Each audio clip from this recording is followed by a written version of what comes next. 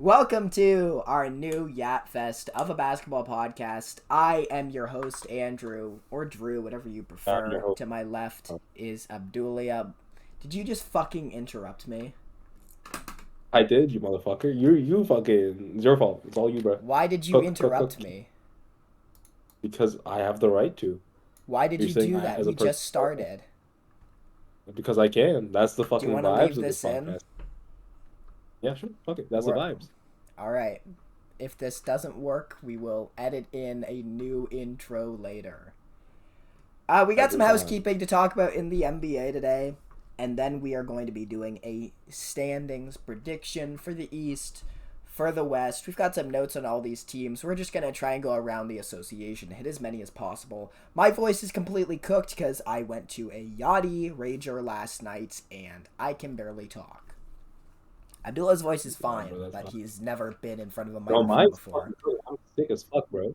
Can you stop dropping F-bombs? We just started. Bro, it don't matter no more. It don't matter no more. Do you know what the number one criticism that my parents give me of my content is? They say I swear too much. Well, my mom doesn't really, but my dad does, and he says I swear too much. You? That's right. And our family friend Vince says that too. And they're going to see this, and they're going to see you, and they're going to say, that's a bad kid. Influence? That's a bad kid. That's a bad kid? Abdullah, last name redacted, you are a bad kid. Listen, we got some basketball to talk about, though. So, without further ado, do you want to get into it? Do you want to talk some ball? Sure. We're talking about Jonathan Kuminga first, right? We've got one thing to address first. Big, hot button piece of NBA news today. You probably didn't even know that this happened, but this is a big one. This is a really big one. It's Kobe Buffkin's birthday, bro. Happy birthday to Kobe Buffkin. Recently acquired by the Brooklyn Nets in a salary dump. Has played like 20 games in the NBA. Can't get healthy. I don't even know if he's good. I really don't. But it's his birthday today. He was too good. Bro, he's too good. He wasn't in the Pascal Siakam trade because he was too good, remember? Is that why they didn't get Pascal? They wouldn't trade Kobe Buffkin? Yes, they wouldn't trade Kobe Buffkin. You don't remember That's pretty cool. I actually do remember that. Wow, holy shit. Kobe Buffkin is the reason we got the Pacers finals run. Kobe Buffkin's the reason the NBA looks the way it does. Kobe Buffkin's the reason that Tyrese Halliburton is as crazy as he is. It's the little guys, man. Okay, let's get into real news now. We want to talk about Jonathan Kuminga. So let's address this Kuminga thing. So Anthony Slater came out with a little bit of reporting this week, a little bit of real investigative journalism into this Kuminga situation. There's a lot of contracts on the table, a lot of variations of essentially the same 2 to 3 year, $25 million annual salary. The qualifying offer is still on the table. There's a team option on the table. There is the idea of a player option on the table. And it seems like neither side is willing to budge on this. I think that's kind of fair. Kuminga doesn't have that much wiggle room because I don't even know if he's like really good. And I'm the biggest Jonathan Kuminga defender there is. Next to Zach Lowe, we have a shared luxury suite on Kuminga Island. But at the same time, the Warriors got to get this free agency going. Kuminga is the only piece left from the two timelines that could really hit in a meaningful way. All due respect to Pods, all due respect to Moses Moody. Yeah. All due respect to James Wiseman, who's on the Pacers and has one Achilles left. I think he got waived, bro. Did he really? Yeah, he did. James Wiseman out the league. He is. Yeah. Well, James Wiseman out the league. Who else? Trace Jackson Davis, Quinn Post. It's Kuminga. Hey. It's Kuminga or bust. Trace Jackson Davis got a chance. I like all these pieces I just named. They make a great 6 through 8. But they don't need 6 through 8 anymore. They're looking for 1 and 2 in that post-Steph era. And right now, Jonathan Kuminga is their only life raft. And they can cling to it or they won't. And so my question for you is, if you're the Warriors, what is the natural course in sort of figuring out this Kuminga situation? What contracts do you like? What number do you like? Do you like the 3 for $75 with the team option, and who do you like it for? I don't know. I feel like if it's a team option in the last year, it's a lot of money for Jonathan Kuminga, who at this point doesn't play in the playoffs at all. Doesn't give you anything that Jimmy doesn't. He's like, it's literally just Jimmy Butler insurance for $25 million.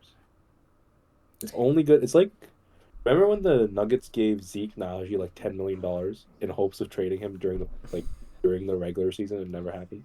They If you needed a give backup Jonathan, center. I don't think he played. I think he was literally just a trade chip. I think. This was 2 years ago, Okay. if I remember correctly, because Zeke Naji, because it had DeAndre, what is his name? DeAndre Jordan. Then they signed Zeke Naji again. They had somebody in front of Zeke Naji on the center route or center chain, and they just kept him or signed him again to 10 mil to trade him potentially. Is at least how I remember it. But I feel like if you sign Kuminga to 25 mil for 3 years with the team option last year, you're trying to trade him to like which team wants him at this point. Okay. Let's maybe break down this 75 million 3 years with the team option a little bit further. This guarantees Kuminga 50 million. Kuminga wants guaranteed money. Everyone wants guaranteed money. 50 million is not that bad. If he takes the qualifying offer, he's guaranteed a fourth of that, more or less. So that's point Kuminga. But 2 years is not a long time.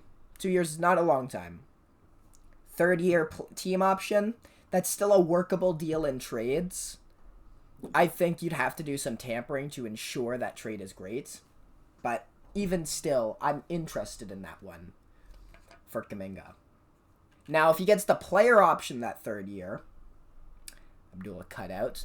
If he gets that player option the third year, that gives him way more flexibility. That guarantees him way more money. Because the only reason he wouldn't pick up that player option in the third year is if he was playing above 25 million annually.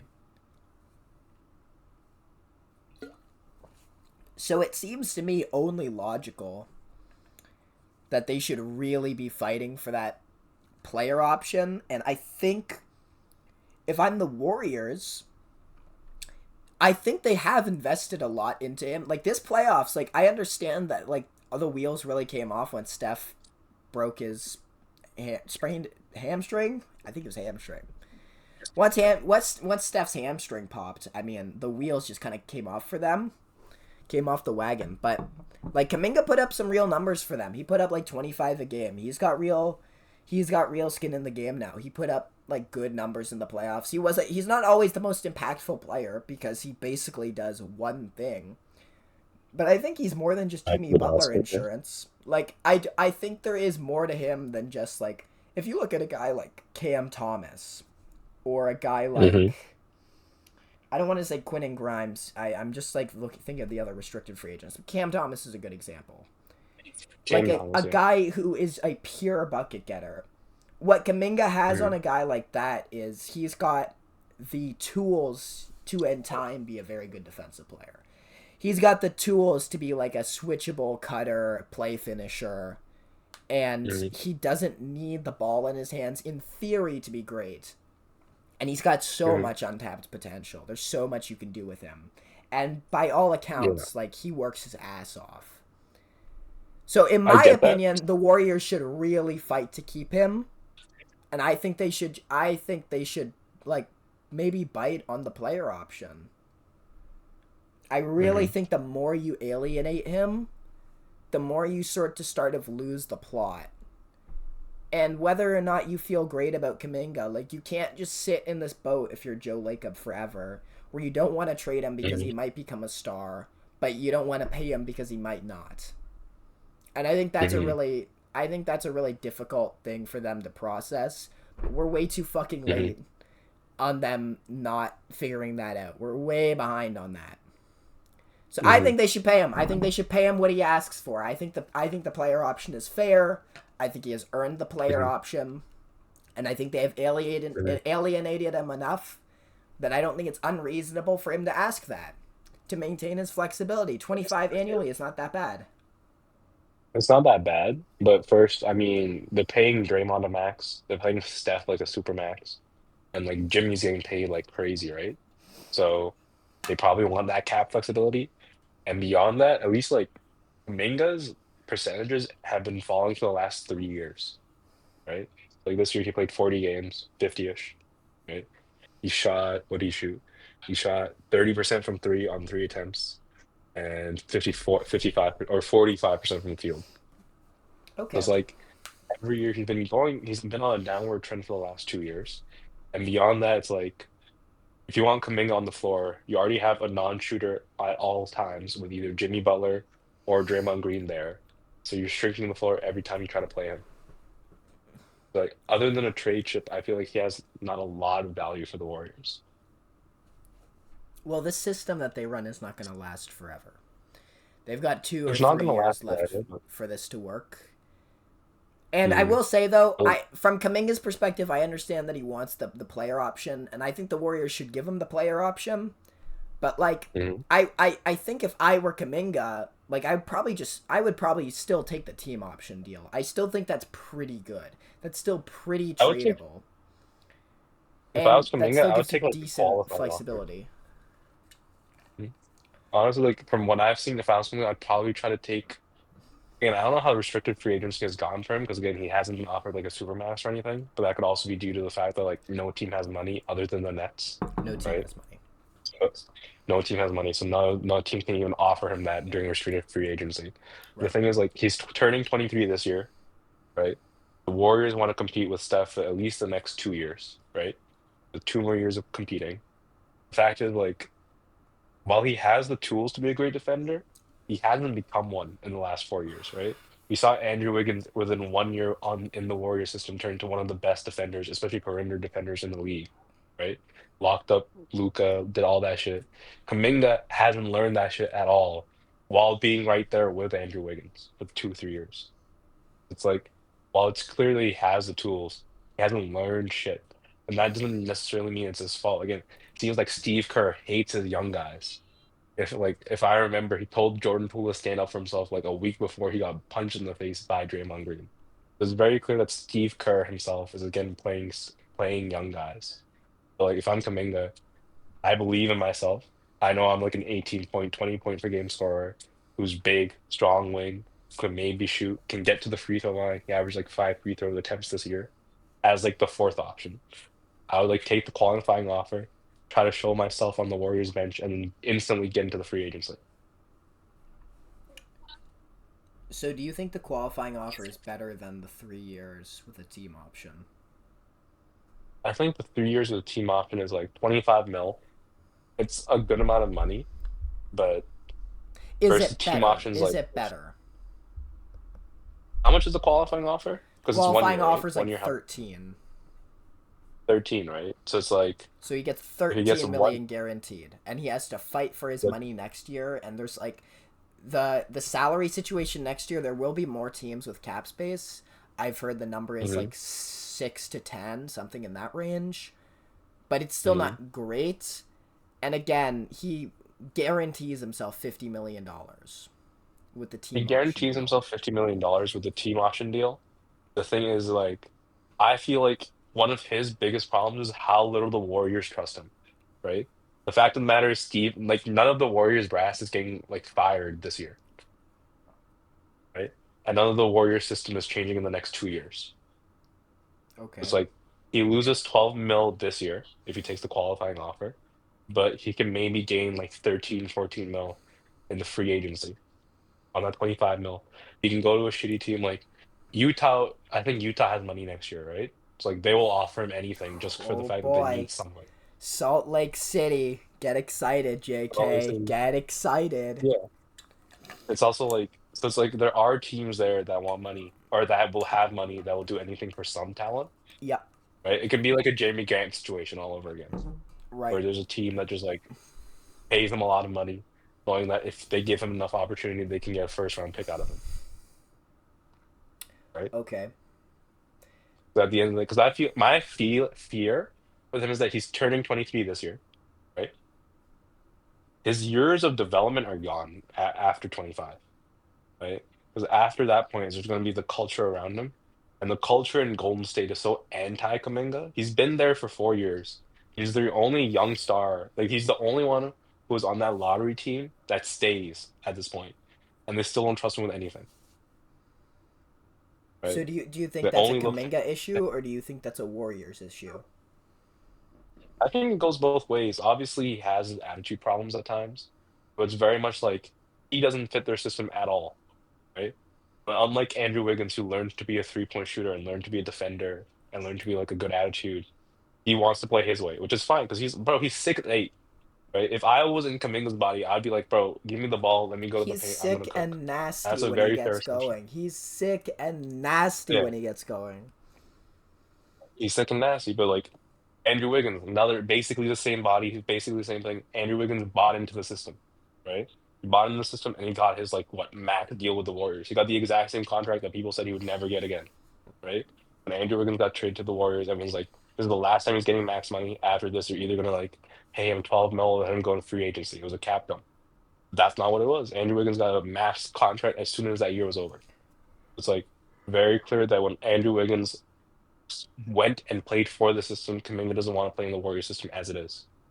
It's like the brass doesn't like him. He doesn't like the brass.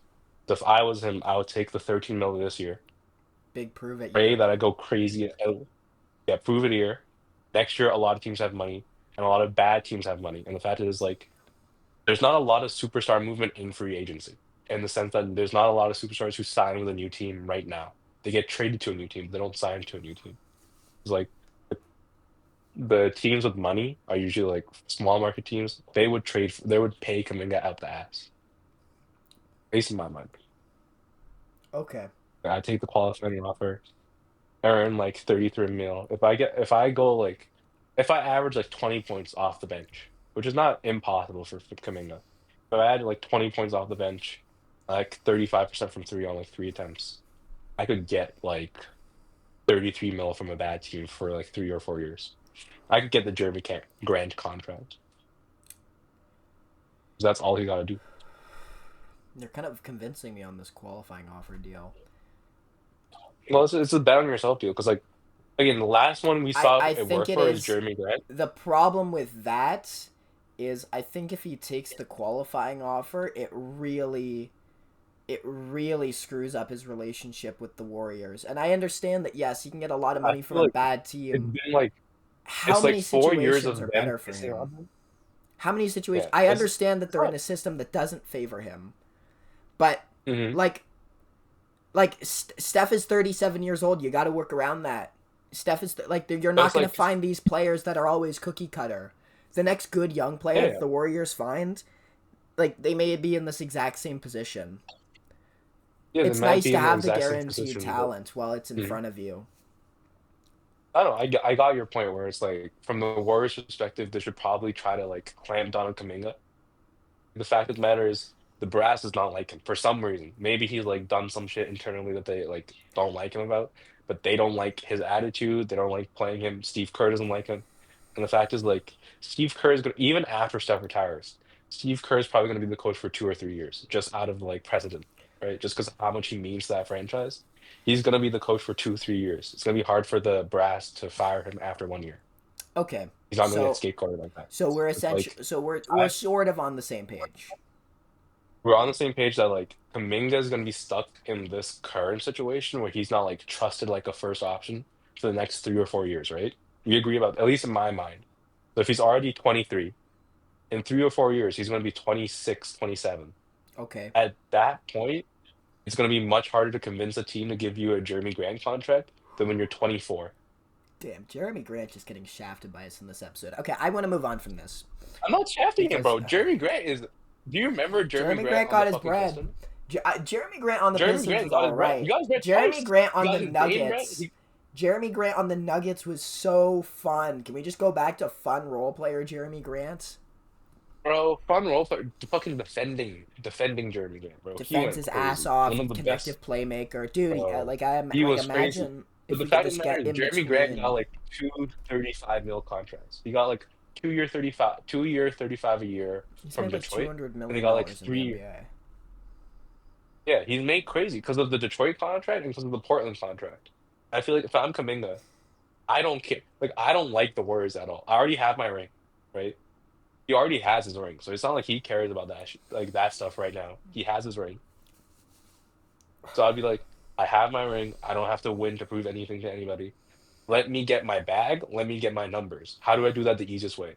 I hate the war. If I was him, I would hate the Warriors. Like rightfully so. The amount of like like stuff they've told me in the media. The fact that I saw Jordan Poole get like yanked in the face and nothing happened.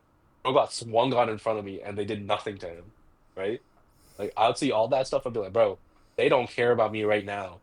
So when in 3 years, when like everything's falling apart, and they come to me like, "Oh, we care about you so much. We want you in the new future." It's like the last 6 years, you shafted me completely on my career. Like, nah, I don't return that.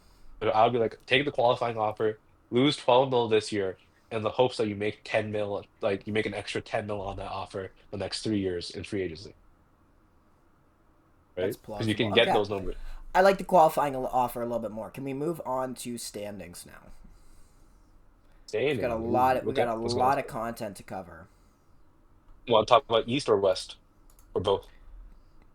Here's what I want you to do.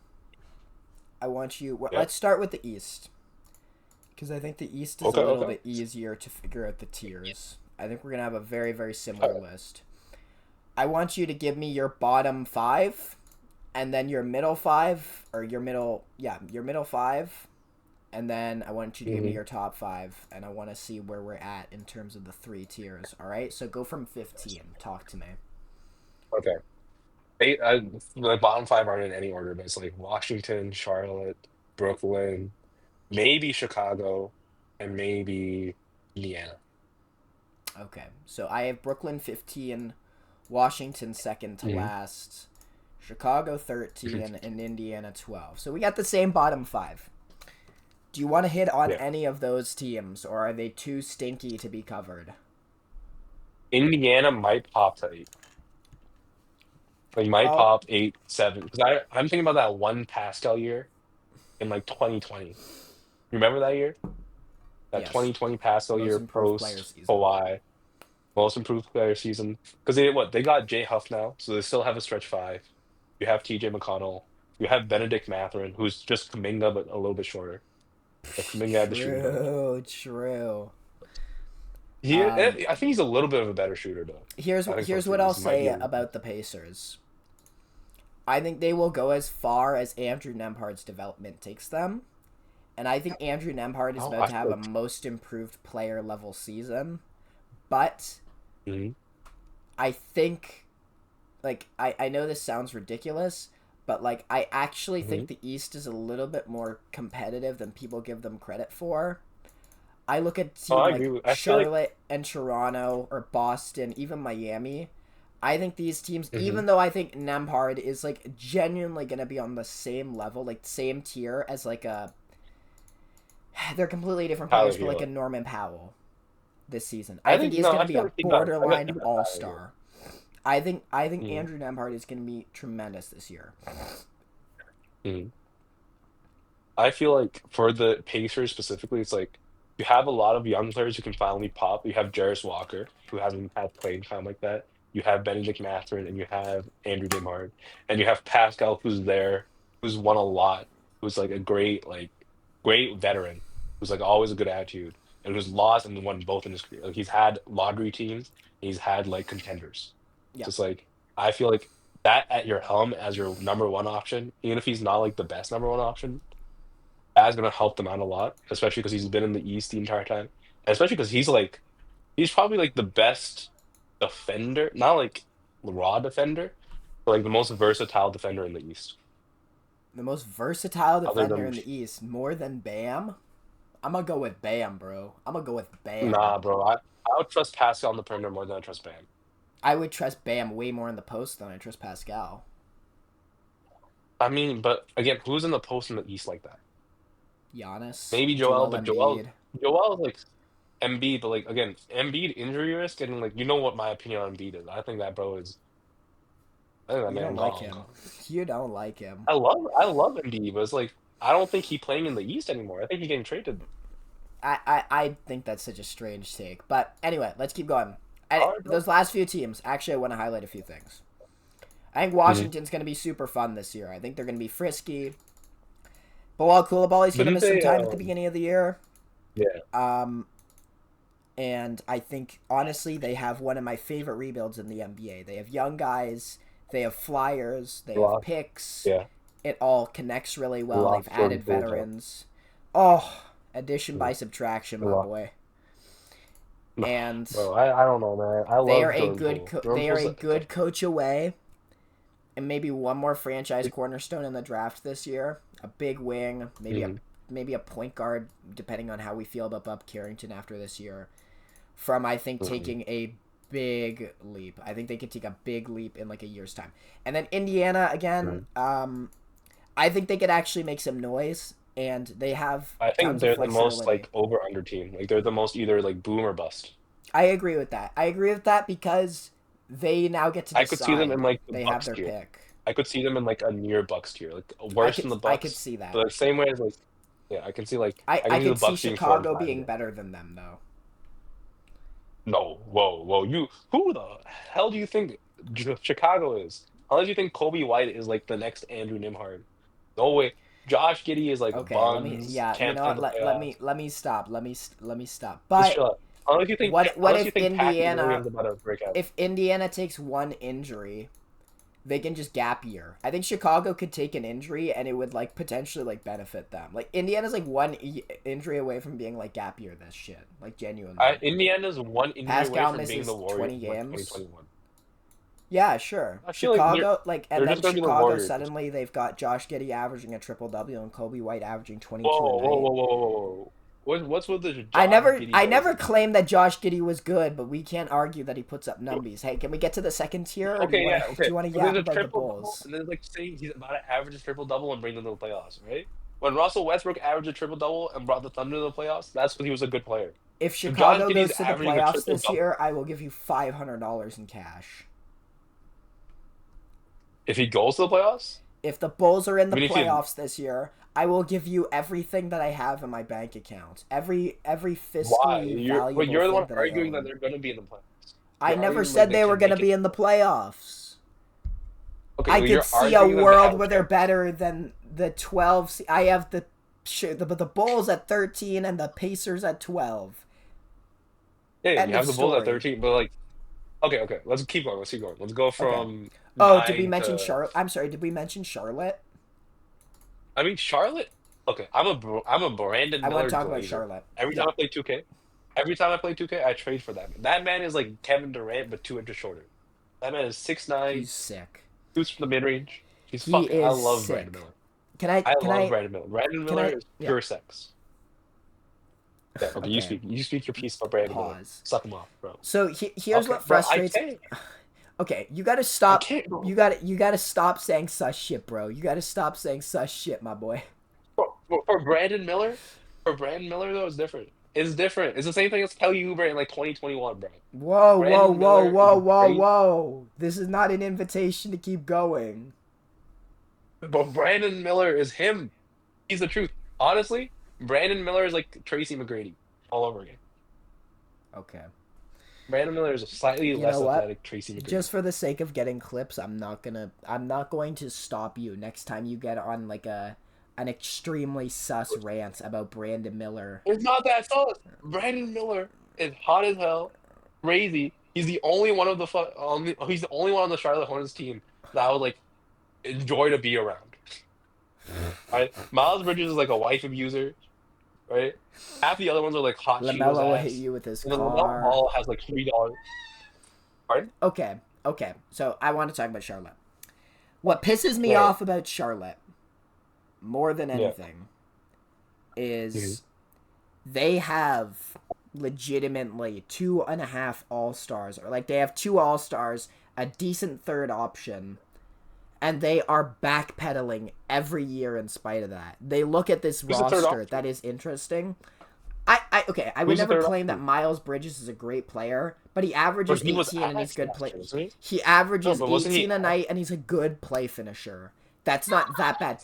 With this nasty of a backcourt, and if you had kept Mark Williams, or if you had drafted Malawatch, or Colin Murray Boyles and not Concanipple. I'm sorry, Yeah. I'm not on board with the Concanipple hype. Bro, I don't know. I don't know about Miles Bridges. I'm just gonna say like I think 43% that from the group field. would have made the playoffs this year, and I think they're going to be the 11th seed because they have no depth. They're starting Mason Plumlee again. He cannot leave.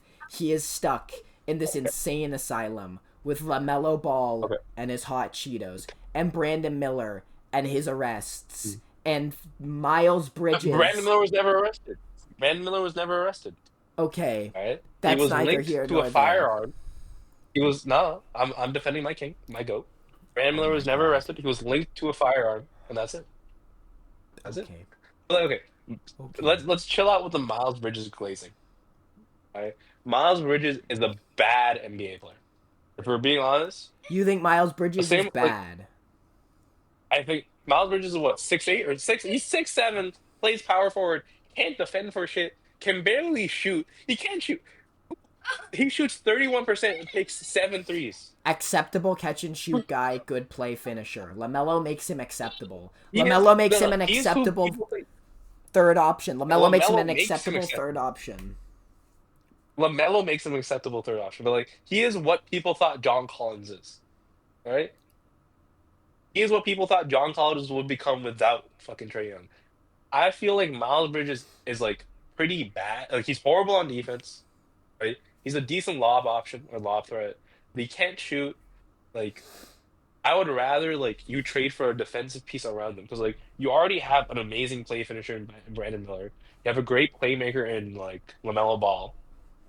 Trade for like defense because you have no defense. Like I love Brandon Miller. I love LaMelo Ball. This is why I wanted them to draft CMB. I want having thought about it. If they had drafted Colin Murray Boyles or if they had drafted Kaman Malawach, it would have made. I like Concanipple. I actually think Well, no, I don't want to say I like Concanipple because a minute ago I did just shit on him. I tolerate Concanipple, but he is not all that in a bag of Lay's original. He is he will be a good player. I think those other guys could be great players, and I just don't understand why this franchise is so complacent. We are 6 years into LaMelo. We are like 3 years into Brandon Miller. This is inexcusable. This is an inexcusable front office, and the fact that they're going to be the 11 seed again. The writing is on the wall. Like, it's not... They're going to run out of time before they build a good team around LaMelo. They're going to lose him before they build a good team. Because they're stupid. They're stupid. Let's move on to the next year. No, but who would they lose? Where would you see LaMelo go in, like, 2 years? Because, like, I think we both agree that... Fuck it. He'll go He will go anywhere. He will go anywhere. He will go to Canada. He will go to New York.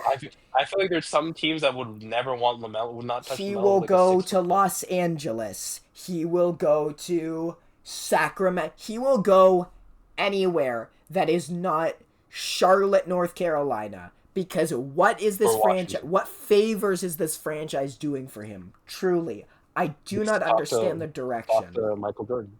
He goes talk to Michael Jordan, bro. He gets a Jordan sponsorship. He gets to talk to Michael Jordan. Michael Jordan doesn't even like the team. He owns like 5% of it now. Can we move on to the next year? All right. Next year. Okay. Or your go from. Do you have an order for the rest of these guys? Roughly. We have a rough order. Here is my 10 through 6. I got 10 Toronto, 9 Boston, 8 Miami, 7 Milwaukee, and 6 Philadelphia. Whoa. Okay. I am putting Philly high because... You're pulling Philly low. Honestly, like, who? 6? Well, here's the problem. There is no world where Joel Embiid plays 65 games next year. That is not possible. So that's 20 games where they're just going to kind of suck a little bit. So they're already down. You're forgetting. Okay. I want to hear who your top is, because like, look, I understand Cleveland being above them. I understand New York being above them. I understand Detroit being above them. Orlando, I'm in between. You're out of your mind. You think Detroit is going to be better than Orlando? Are you implying that Detroit is a better team than Orlando? Yes. I mean, okay. My thing is I'm accounting for injuries a little bit. Careful. I don't know, man. I don't. Franz Wagner, like my bad, but like I feel like Orlando, they always have some bad luck in them, right? Like Jalen Suggs went down with injuries. Franz Wagner You're and Paolo foiling this Banchero. with the Philadelphia 76ers. Yeah, but like what? Paul George back to All Star form Paul George. Oh yeah? How I many don't know, games man. is he gonna miss? How many games is Paul George gonna play? Paul George. I feel like Paul George is gonna play all 82. I think I Like would be he'll play like I would 50. be He'll play surprised if he 50. got past 65. I'd be surprised if he got past 65. He'll play at least 50. And I would be But astonished if Joel Embiid got past like 62. I'd be astonished. I don't know. I would not be And I even astonished. I still could see. think then that they would make it out of the play-in. Even still. Okay, wait. Did you forget who Jared McCain was? Did you forget the truth in Jared Jared McCain McCain played and 20 Tyrese games. Maxey? Love And Jared in those McCain. 20 games, he looked Funny like a guy, god. He was Steph really Curry. nice guy. I like his videos. I like his fashion. I like his nails. He Jared looked McCain played like 20 Steph games. Curry. He Jared looked like McCain is Steph not Curry. Steph Curry. Jared McCain is not Steph Curry. He Jared was. McCain He's is the not future. Steph Curry. He's the truth. Okay. I thought Brandon Quentin Miller was the Grimes, truth. Jared McCain. Okay. I don't know. You have Quentin Grimes, you have Jared McCain, you have trade piece. I feel like You don't I have could see Quentin Philly. Grimes yet. You don't have Quentin Grimes yet. Okay. You'll Quentin Grimes is maybe staying get in him, Philly. but you don't have But him yet. okay, look. The fact of the matter is, Quentin Grimes is not is going to play NBA this year. No team has offered him any money. At like the day before, he's going to accept his qualifying offer. Right? Okay. The Nets are the only team with money and have refused to offer Cam Thomas money, Jonathan Kuminga money, and Quentin Grimes money. All Give me right, the fine. argument for Philadelphia higher than 6. Higher than 6 is easy. I feel like they have enough people. Okay, I'm accounting for them. Maybe I love Daryl Morey. I believe in Daryl Morey as like one of the best GMs in the NBA. Right? Yes, they have Elton Brand in like the front office, but I still think Morey walks in and says, "I want this trade done." I don't think Elton Brand has enough brain cells to say no. He's gonna be like wave his head yes and be like, "Okay, we're doing the trade." So I feel like you have trade pieces in Quentin Grimes, who I think is gonna sign with them, right? In Jared McCain, and you have salary in Paul George. If something goes wrong during the season where a team is selling, you can get a star with those 3 pieces plus some picks if they have picks. I don't know what the pick situation is, Their pick but I could situation see is them pop. okay. Yeah, the pick situation is okay, and the fact of the matter is like their picks in like 5 years are like remember how people were saying like the Lakers pick in 2031 is gonna be really good before the Luka trade? So you were like, what are the Lakers gonna look like in 2031? That is the Sixers times 10, right? Because there's no chance the Sixers are about to sign someone in the offseason who's gonna save them.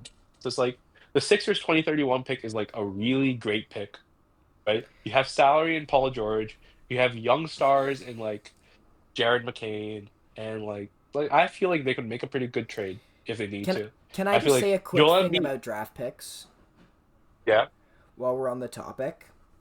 I yeah, think 6 years out is a weird threshold because if you look at a team like Brooklyn the last few years, they have yeah, oscillated between bona fide contender and bad yeah. and and decent and then bad again within like a three When were year they decent? window. You can I don't go think they were from ever decent. no, before they got Katie they were decent. Then the next year they were Okay, but for 1 year, fantastic. for 1 year, for 1 year, Then for they 1 year. I feel within like 2 years they went in the basement again. Six like 3 years, years 3 years, you can go through 3 years. both dynastic periods and the rebuild. 6 years is almost too far out for me. 6 years you actually have I no don't idea. think. You actually have I no get, idea. but again, I feel like there's two things there. First, for Brooklyn, Brooklyn's a very specific situation. They're in a big market where everybody hates their big brother team. Kyrie and Katie did not want to go to the Knicks, right? So Yes. that's why they went to Brooklyn. That's like generally like if you're Utah, you're not about to sign Katie or Kyrie. You could pay them. You could have 3 aspiration companies set up. Like I'm gonna give you 100 mil plus 100 mil plus 100 mil every year plus your contract. They're still not coming to Utah, bro. Okay. Right? So the fact of the matter is like certain teams. I understand that 6 years is kind of crazy, but it's I like I I, most I teams are want gonna be like, yeah, I want to hear the what do you want, Sixers buddy? sell. I want to hear the Sixers sell. The I'm Sixers just sells this. You have a great GM. The last time we saw Joel Embiid Okay, was but like what? are you predicting that they're gonna make a trade? I am, yes.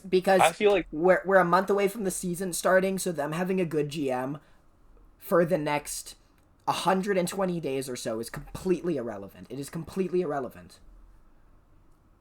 but first, like they traded for like James Harden during the trade deadline. Like they're the team that has had the most like in-season trades, like the big in-season trades, right? Ben Simmons, James Harden again. Like they do trades during the season. Like they're one of the teams that actually trades pretty actively during the season. So I would believe like during the trade deadline, Daryl Morey is somebody who would trade during the season to do some shit like that.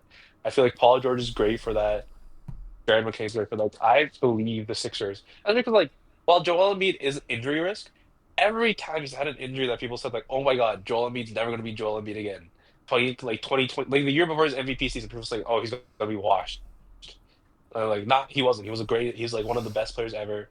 Had like more than a point per minute, MVP, defensive menace. Like he is Joel Embiid, in my belief, until he's 34, he's gonna be like a superstar. After he's 34, I can understand you being like, I'm not, injuries are a problem now. But look, he's 31 this year. I feel like he has 2 more years of superstardom in him, right? He had Bell Bosley, still dropped 50 points. Like, he is a crazy guy. Tyrese Maxey's like the best player to pair with Joel Embiid. You have spacing. Like, I believe in the Sixers as much as someone can believe in them. I feel like they're like a fourth seed, right? Here, So the only okay, teams that should be above them are like, the only team that should be above them is Cleveland and New York, and the one of Detroit or Orlando. okay. So here's my issue. We Yeah. agree that Joel Embiid will play around 60 games if we're lucky, right? Yeah. Yeah. I want to give him the benefit of the doubt because here's the thing: we can even turn injuries off. Even with injuries off, Joel Embiid still misses 20 games. It is unavoidable. Yeah, obviously. I'm not down on him. Joel Embiid, So he's not going for the MVP ever again. He's not going for the MVP, so it's like he's not going if to be we pushing for turn 65. injuries off, Paul George maybe gets to Mm, like 70-ish, high 70s maybe. I don't care. I No, it's think he's like a guy who Paul gets George around did last year. 65. He gets like Paul George gets 60 in my mind. There will be games that Maxi misses. There will be games that other Hmm. guys are in and out of the lineup, Yeah. and I just cannot look at this team and I cannot give them enough of the benefit of the doubt versus a team like Detroit with continuity, with chemistry, who is ascending. A team Hmm. like Atlanta who made massive free I don't agency think Detroit. additions. I think Detroit is like The staying the these same from this year to last year. these teams I don't think they're the same. are upgrading, and Philadelphia has to start from like 2 down already because you cannot rely on Embiid. You cannot rely on Paul George. Missing 20 games is not nothing because they'll be scattered. Him being out Hmm. of the lineup Okay. is going to really confuse things. If he doesn't get hurt, then I could Hmm. see a world where they maybe push for the 3 seed. But there is just no way that they Hmm. have enough games. They only get 60 honest to God chances to really get good wins during the season. Because those games without Yeah. Embiid, the offense, it has to completely shift its nucleus. Who runs Hmm. the offense when Embiid is hurt? It's got to be Maxi. No, It's got to I be get your more point, but on it's like, Paul George. I just cannot mhm. trust them. And I look at like Detroit, and I really trust them to rack up wins. I really trust Atlanta because I really believe that Trae Young is a guy. I really believe that Trae Young can be the guy to go out there and get wins. I look at the teams below Philly. I think they're just better than Milwaukee. I think they're better than Miami. I want to get to them Yeah. now. Yeah. I cannot trust Philadelphia, and we'll get to your top tier teams. Can I Yeah. just hear your 6 through 10 to make sure we have the same six or 6 through 10? Okay, my I want 6 through 10 is I feel like Atlanta's gonna be 6, okay, Milwaukee 7, okay. right? Milwaukee 7, 6. Chicago is like 10. Toronto is No, we've 8, already talked about and Chicago being bad. Nope, you've already I talked feel about no, them I being feel bad. We I have the can. same bottom My five. thing is Chicago can. No. I feel like they could slip, but okay. I have Miami. It goes uh, Atlanta, Milwaukee, Miami, Toronto, and Boston. Boston. Yeah, Boston. That's I 6 feel through like actually 10. Boston's above Toronto. Boston's above Toronto. I agree with that. So, just to be clear, Chicago is not in your top 10. All right, they're 11. They're like 11. They could sneak in. You I feel think like they're a team Chicago that would is like. going to be better than Indiana and Charlotte? I feel like Charlotte's too stupid. Like again, the same way as you say, like Brandon Miller and LaMelo did not play at all like last year. So I feel LaMelo like Ball and like Miles Bridges got them to the playoffs like not that long ago. Like just that, pretty and much. Trey Young and John Collins went to the final Western Conference or Eastern Conference Finals 4 years ago and then did nothing the next three Significantly years. better team than that Hornets team, and that's completely Yeah, irrelevant to what I'm saying. What but, I'm but my telling point is you this: is LaMelo Ball and Miles ask yourself, do Bridges not predict. is enough to Ask yourself, be do not predict future average. expectations. Okay. LaMelo Ball and You- Miles you- Bridges is enough to be bordering on average in this East, and Brandon Miller shores that up. Charlotte at 11. Let's talk about these bottom four though. all Milwaukee. right. Five. Let's start with Milwaukee. I have them at 7. Seven at seven. Yeah. Mm, I have them like I think they're. I feel like Milwaukee is going to escape the play-in. Okay, my belief is like Giannis is going to be the purest offensive engine ever.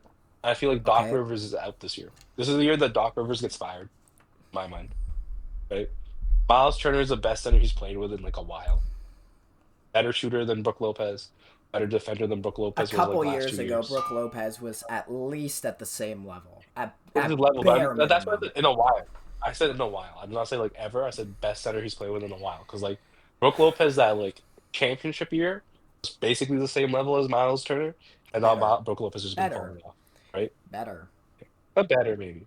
He's Just a taller. But it's better like defensive player. About equal shooter. better defensive instincts. Better defensive instincts. I feel like he's Love slow. Miles He Turner. was slow. Love him. He's so fun. He plays with Legos, but he's just He does not play better with than Legos. Prime Brook Lopez. Anyway, Oh no, I said so bro. Prime Brook Milwaukee at Lopez is an 7. all. Well, I'm going Milwaukee at 6. And also it's like they have shooters around Giannis. They have Okay. shooters. You have Gary Trent Jr. You have like I feel like Giannis is an offensive engine, especially because he's usually somebody who plays like 70 games a year. He can have his years where he has injuries. He also has his years where he's like perfect. He's not like too injury prone. So I feel like you get like 70, 75 games with Giannis, and there's some teams that can't defend Giannis. There's some teams that are objectively better than Giannis, but they don't have a center there to stop Giannis. And it's like you're gonna lose to Giannis in those situations. Okay. So I sort of agree with this. I think the big issue for Milwaukee is I don't think they know who they are anymore. And they have completely Really? lost the plot in terms of building the supporting cast. I It's think not like they've lost the plot. I It's think like they've they lost might be the ability. fucked, man. I think they might be fucked after this season. I think they might be really fucked. Look, in my opinion, they're fucked because they cut Damian Lillard. If they kept Damian Lillard, like after this season, he has 1 year left, right? He's coming back from his Achilles. You know exactly how good he's going to be next year, right? No, you don't. It's like, How can you I say mean, that? you've seen him. Well, not exactly. You know, I'm not saying he's going to be exactly as good as before. I'm just saying like you have like an inside view on how good Damian Lillard looks post Achilles, Okay, sure. right? 'Cause, right, if you're the one he's trading with, you know exactly like how does he look, what does his morale look like? And you only have $55 million to stretch, much rather than $100 million to stretch, Right. right? I feel like the stupidest mistake was like they should have traded Kyle Kuzma a cap dump instead of stretching Damian Lillard. If you traded Kyle Kuzma a cap dump and signed Miles Turner, I feel like their future is so much brighter, even if they're down one pick, right? I don't This is really like know if that was on the table. I And feel they're like no, I and they're feel like the already Brooklyn Nets down would have like done all their picks.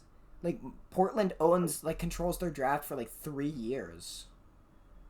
Portland controls their draft for 3 years. It was I this think year when being they the second year traded for after. Kyle Kuzma, part of that was they wanted like a new asset. Like I understand they needed to get off Chris Middleton's number, I think it was a but cap dump. I think Kyle they Kuzma was a cap dump and like Kyle expectation. Kuzma is like Kyle Kuzma was like I understand he's been very bad since he got to Milwaukee, but they were Mhm. expecting significantly more than this. Oh, they were expecting more, but my point is this: like, now you have 20 million in dead cap for the next 5 years, right? Right. That's like that's a big hole in your foot, especially as a team that doesn't that like the only chance of the Milwaukee Bucks getting a free agent is like basically doing a Jeremy Grant situation where they like overpay a role player or like near a role player level player who they believe has a bright future or Yeah. has shown flashes, right? Sure. If you're paying Damian Lillard $20 million a year to not play for you, right? You're shooting yourself in the foot, especially when everyone knows that this year was a down year. I feel like it's really easy to convince Giannis that like, okay, this year we're getting you Miles Turner, so you still have a forward-facing center. We're getting rid of Kyle Kuzma. This year's a little bit of a down year, but next year we know Dame's coming back, right? We don't know how good he's going to be, but he's Dame, right? And Achilles for the last like 3, 4 years has become less severe of an injury where we've seen players come back better than we usually believe them to be. Like Klay Thompson post Achilles, he wasn't Klay Thompson, but he was still like a passable NBA player. He was still a good player. It was like 15 mil a year. Well, like Kobe Bryant post Achilles, like did not look the same at all. It was like you see Damian Lillard, like we're still gonna have like there's a future with us here, and after 2 years we have a $55 million off the books, so we can pay someone in free agency to come here. But now you're gonna tell Giannis like, you got to pay 20 million to nobody for the next 5 years. We have Miles Turner, and then that's it. Right? Like there's nobody on this Milwaukee Bucks team I'm excited about a breakout for, other than like Gary Trent. And when Gary Trent's on a proven year, right? Like, Gary Trent pops off this year, his expectation is to sign with a different team, not to stay with the Bucks. It's like if you Bad just times in bought the Milwaukee. bullet, huh? Bad times. It's bad times in Milwaukee. Bad time. It's depressing. It's depression because it's like the sun's set on the empire. It's like British. It's Britain after World War One, where you're like you see them falling and you're like, The it's over. Empire. And then Yeah, that's what we're the calling it. empire, the sun setting. Yeah, The One yeah, Ring. because The it's like One Ring the Empire. Milwaukee Bucks from like 2019 to 2025. Like they were If Chris everyone wanted them. Middleton was healthy, they would have potentially, I think, won the finals in 2022. If Chris Middleton was healthy in Celtics series, we'll never know, and it's essentially irrelevant now. But that was their best shot, and now it's Well, I starting mean, to they've fall already won. apart. Okay, And let's not talk about like that. Like they haven't won anything. They won in I 2021. I really think Like, there that, are a championship. yeah, they have nothing to be ashamed of, and I really think they It's just like ran out of Giannis assets, and and I think Giannis we was a kind of agree DPOI where they're and at. MVP. Like yeah, all of them. Like at the end of the day, Milwaukee did what it was supposed to. At least one with Giannis. I'm Like a there are many little teams I'm who had. okay. I'm a little bit more There are many. interested in Boston and Toronto. Do you want to flip over that to them? My thing is this. I feel like Boston. You have Jalen Brown. It's like at this point, this is the most proven year for Jalen Brown that's ever existed. He's like the only player who's clearly a second option, but everybody likes or like the media likes him more than the first option. Like, bro did not deserve both Eastern Conference and Finals MVP. One of those should have been Jason Tatum's. He should get one, but he should not get both. But it's very clear that the media is at all times likes Jalen Brown more than like Jason Tatum just because of how corny Jason Tatum is. So Okay. it's like this is a proven year for them. Anthony Simons is like 25. Anthony Simons is just a Cam Thomas with a face mask. Like it's basically the exact same player, slightly better from three, He is a but worse from mid range. significantly better 3-point shooter, and he is a better He's better playmaker. from three, but he's worse from mid range. He's He is worse from mid. not okay. But I would He's worse. personally rather have Anthony Simons if I was most teams in the NBA than Cam Thomas. Yeah, but I'm just saying it's the same vibe of player. Okay. So let's broaden the scope of this a little bit more. So the Celtics Yeah, still have, in spite of all the injuries and players they've lost, Derek White and yeah, Jaylen Brown is a very, very strong backcourt. They've got Peyton yeah. Pritchard. They've got a Yeah, pretty great impressive. coach, Anthony Mhm. Simons. I feel like Their one of center Peyton Pritchard or Anthony situation is Simons is pretty gone. bad. I actually Yeah, think they but could get still, something out of a Luka Garza. I think they could get something out of a Neemias Queta. I think they could get something maybe. out of Baylor Shireman potentially, or maybe a Jordan Walsh. Yeah. Pritchard is I mean, fantastic. Peyton Pritchard is fantastic. I feel like they're a team that's if they want to compete, if they don't want to be in the plan, they have like two options. They can go the competing this year route, or they can go like we're gonna tank a gap year like the Warriors route. They have two I options. think that's a little It's bit like, hard for them. That's going to be a little bit hard for them to really pull off that tank. I don't think it is because like they don't have a center. You're in the East, which is like Giannis, Evan Mobley, like top heavy. They have bruisers, right? Because like Knicks have a pretty great center in Cat. Uh, bro, the Plus Cleveland Mitchell Cavaliers have Robinson. double bigs. That's Mitchell Okay, but Robinson, we're but I not mean like talking if you about want to them talk about double contending bigs, with those other. They don't need like what yeah, we but I'm just agree talking that about they're like like a borderline play-in team. We I don't know, but need I'm to just saying talk like about they're the a borderline Celtics playing have team. like no one has a great matchup for Giannis. Essentially, no one has a great matchup for I mean, double like, bigs. Cavs Okay, do, sure, but Cavs do, Knicks do, what we're decent. worried about with the Celtics is they've got these two all-star caliber players. They've got two great guards paired with them. It's kind of a clunky fit with Simons, but I actually didn't hate It's a that clunky fit. trade. My thing is this. Like, I I feel like don't Jalen think they're Brown. gonna tank. I just don't see it. I don't see it. I, I could like look. I feel like this is the team that's on the same level as like the Tampa Bay Raptors. Like, remember when the Raptors played in Tampa Yeah, for like the season after the COVID year? sure. Yep. Or like, yeah, it's basically the exact same team as the 2020 Raptors. Like, you lost a couple of players. This is the exact same team as the 2020 Raptors, roughly, but you lost a couple of players. It's like I feel like if the vibes are bad, right, you don't have a center at all, like the Raptors didn't.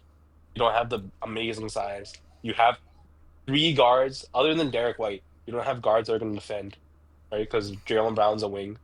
It's like I feel like it's pretty easy for them to tank, especially if they trade Anthony Simons for picks or they trade like I feel like it could be like a 12th seed because like Jalen Brown is not good enough to drag you to the playoffs, right? If Trey Young is not good enough to drag you to the playoffs while being an amazing playmaker and an amazing scorer, Jalen Brown is not good enough to drag you to the playoffs while being a really great scorer and a good defender, I like an Kada. okay playmaker.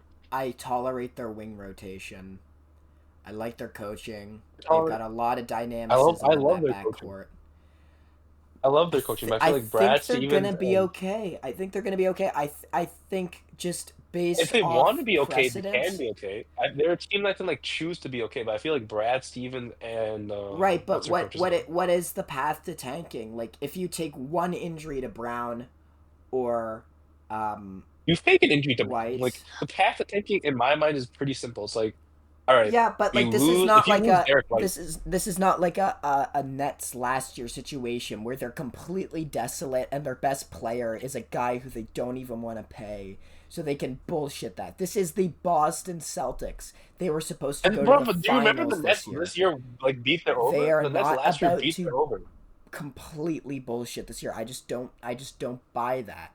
I think Jalen Brown can get to another gear as their number one option. I think they're going to be the 9th seed. I really don't think they're going to be outside the play-in. I could no, I Let's don't think they're gonna be outside the plane, but I feel like if they want to, they can. I feel like let's they're talk like about talent Toronto wise, now. they're 8 to 10. Actually, no. Toronto is Sorry. like Finish your point yeah. about Boston. Sorry. I don't know why the fuck I said that. Boston. If Finish they your point want to about be, they Boston. can be like the 7th seed, or if they want to be, they can be like the 11th seed. Like they have a choice. Like they can actually try to compete this year, or they can just be like I everyone's gone. It's like a prove it year. It's like let's see what we have in Jalen Brown. Let's see which guards we want to keep and which guards we want to trade. Do you want to rather have Anthony Simons off the bench, or do you want to have Peyton Pritchard off the bench? So Like you're I a think it's a little prove it bit year. more mixed about this. I'm very firm on my top 7, and I'm very firm that Boston just cannot unless one of these teams unless one of those teams in the top 7, and I've talked about them: Mhm. Milwaukee, Philadelphia, and then the 5 we haven't mentioned yet. Unless one of those Yeah. teams has horrific injury luck, like the Bucks lose Giannis for 25 games, there's Yeah. no world to me where Boston get ahead of them, and I think Miami's going to be ahead of them. But I also don't think there's a Mhm. world unless again Boston like has one bad injury to Brown or White, and then they can maybe bullshit a second one. Maybe then maybe I would consider them in like the 11 or 12. Maybe, but I Okay. really am very firm on them at 9 or 10. And that's very dependent on Toronto's fit issues. Let's talk about the Raptors next. Toronto frustrates me Okay. for The a couple Raptors. reasons. Yeah. Toronto frustrates me because the Brandon Ingram thing still doesn't Mhm. make any sense to me. There is no amount of logic or rationale that will get me to understand why you gave Brandon Ingram all the money you had left and you traded for him in the first place. It doesn't make sense. If you I feel like ex-nay him from the yeah. equation, I like this group. I like Quickly. I like Barrett. I like Scotty. I think there is not enough shooting, and the Ingram fit plus investing in Pirtle again, and the fact Yeah. that it The seems that Pirtle this group resigns can crazy. never stay healthy. I just do not buy that the Raptors are going to be good next year. They're how do you My thing is make this. this work? My thing is this. You have playmaking by committee. RJ Barrett was a pretty good playmaker. Like he was what, 6 assists, 6-5 assists. Brandon Ingram has shown that he can also be like a 6-5 assist guy. And Scotty Barnes himself is like a 6-5 assist guy. Sure. Then Emmanuel quickly is like a 6-7, right? It's like you have playmaking by committee in your starting five. Quickly's a pretty good shooter. Barrett is a passable shooter. He's like someone you're gonna leave open, but it's not like he's an Al-Farouq Aminu who's like good enough to where you're fine with him taking an open to slightly contested three. Did not have it on Barnes, the I have bingo no fucking card idea. that you were going to mention Al-Farouq Amino in this episode. All right, bro. It's gonna be that or Mo Harkless. It's one of the others that I talk about like fake shooters, bro. It's one of Got those it. two because it's always the Portland Trailblazers. Portland and It's fake like shooters. Portland and fake shooters, bro. But it's like Portland and fucking CJ McCollums. They just make CJ McCollums every like 5 years. Let's But get it's this like back on the rails. let's get back on the rail. I feel like you have those two guys. You have Emmanuel quickly, RJ Barrett, like okay shooters. Brandon Ingram is a pretty good 3-point shooter. When he wants to shoot them, he's a pretty good mid-range shooter. And then Scotty Barnes is like the wild card because he had that like one half of a year where he was like 40% on 7 attempts. In the second half of that year, he was dog shit from three. It was like he's mixed. He might pop off again and have like 7 attempts, 6 attempts on 40%, or he might go back to like 30% on like 5 attempts. But I have no idea. It's like someone's got to go. In my books, quickly got to go because I like RJ Barrett because RJ Barrett's Canadian. I'm an RJ Barrett glazer. Like last year was heaven for me because he popped off. That's like Okay, I feel like can I quickly's got ask to you a go. quick question? I Yeah, don't really agree with this Emmanuel Quickly's gotta go thing, by the way. He is the closest thing they have to a true point guard. Even though I really think he's yeah, closer to it too. They've got a lot of basically shooting guards on this team. yeah. Their over under on FanDuel is 38.5. I Yeah. think that's right. And I think that demonstrates a serious problem with this team. That sort of spells it exactly what you need to say. Because if you look at the teams in their stratosphere, they have more talent than Boston, more talent than Miami, more talent overall than Milwaukee. They're in the same talent echelon as an Atlanta, as like legitimately, I feel like every player in the starting lineup is fantastic in a vacuum. They have okay depth. yeah. I like Jamal Shed. I love Grady Dick. Okay. So I the love young Jamal players Shed. came a long way I love Jacoby Walter. I love Colin in Murray Goals, but I'm summer not gonna. league. I feel like it's extreme to say they have a lot more or more talent than like I. They have the They same have amount of talent as the significantly Celtics. more talent than any 10 seed ought to have. Significantly more talent. They have enough talent to get out of the play-in. They have enough talent to get out of the play-in. In In theory. your mind, do you think? It In your mind, would doesn't you work. rather? It doesn't work, but it like if you just like if you look at their 2K How many All overalls Stars and do you we think are on add this them team? How many together. All Stars do you think are on this team? How many All Stars? Okay, well we can talk about it like this. Brandon Ingram has been an all-star. Scotty Barnes has Yeah, been an all-star. RJ at Barrett their is peak. Yeah. close-ish at it on his Hmm. best day. He has at some Yeah. points been a good defender, at points been a good playmaker. He is Ball in handler, all right. Yeah. that conversation as Yeah. a like a they've got like great compliment. Emmanuel Quickly is at least a good point guard. They Hmm. have an okay center and they have They have a depth. decent center. Yeah, That is okay, more than you can say about more than half of the teams in the East. that's more than you can say about more than half the teams in the East. But there's different levels to All Star. Like remember when Pascal Siakam was an All Star? Pascal Siakam as an All Star is better than both Scotty Barnes ever was as an All Star or Brandon Ingram ever was as an All Star, right?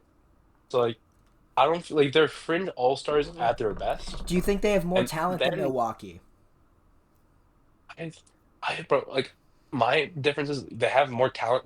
If you made them into numbers, like you assign a number to their talent, and you added all those numbers up, Yes, then do sure, do that. roughly they have more talent.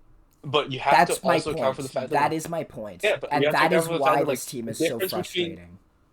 I don't know, but like you have to account for the fact that like the difference between like an 85 overall in talent and a 90 overall in talent, well, it's only 5 points. If you gave that team a 5 point like advantage on overall, 90 overall is still beating the crap out of that Okay, 85 okay, overall. yeah, but this It, isn't it's 2K. In this levels to hypothetical talent. exercise, you get to assign the levels. And what you're telling me and what we agree on is Milwaukee Mhm.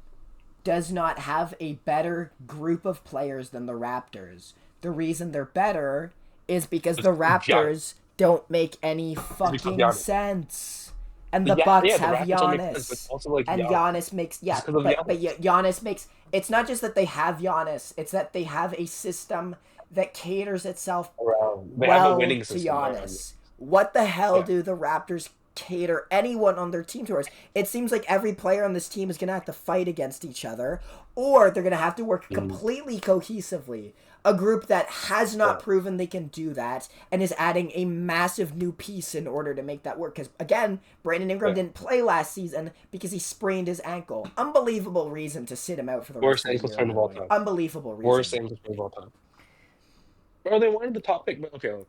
In my belief, the Raptors are like they're gonna get injured. The fact of the matter is like, Emmanuel quickly was out for majority of last season. So was Scotty Barnes. He was out for like the first half. Like they're an injury-ish prone team, Okay. right? Brandon Ingram's pretty injury prone. RJ Extremely. Barrett is like out of their big four-ish, like out of their like important four, he's probably like the most stable. But like other than that, like they're a team that gets injured like somewhat annually. Like I feel like they're gonna be worse than Boston. They're worse than like talent-wise while they're good. Also, like I like their coach as a person. I don't like their coach as a coach. Right. Like he's a decent developer, but like I don't like their coach like actually as a competing coach. I have It's no like knowledge I of feel like how what good this Darko Rajakovic is as a coach. I just he's don't like think okay. He's he has okay. not been given a fair opportunity to demonstrate He's that not been yet, and given a that is fair opportunity, but another he's level of confusion I have with this team. It's just another level of you know, confusion. I feel like we're talking too much about the Raptors. Like I feel like it's pretty like the Raptors are a team that's like a mess right now. It's probably going to be trying to trade one of RJ Barrett or Emmanuel quickly to get either a playmaker on the team or a shooter on the team, I just right? don't think we can start from a place where we say that they have to trade and feel good about them. Can we agree on that? I feel okay about them. It's like I'm sad that they have like I'm sad they might be trading RJ Barrett just because I love the story that is RJ Barrett. Like man comes home, has his best season of I all just time, like his game. I looks like like his game. I just like his story. Like he comes back home and he instantly looks like the guy they were saying. Like he looks like what sophomore year RJ Barrett should have looked like. Last year RJ Barrett is what people thought sophomore RJ Barrett would look like, right? Like where he's handling the ball more, he's averaging 6 assists, he's averaging like 5 rebounds, he's being a decent defender. He's driving to the paint like a man. He's going there. He's drawing them fouls.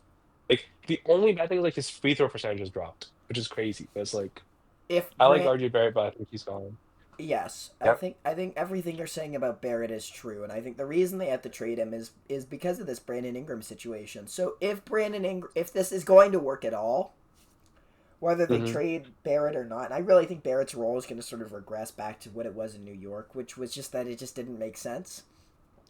If this Yeah. is going to work, though, Brandon Ingram had better have his best season, and he had better be a monster. And I love Brandon Ingram. I think he's a very fun player to watch, aesthetically Mhm. extremely pleasing game, but He's like I I he's Brandon Miller all I over just again. cannot He's see.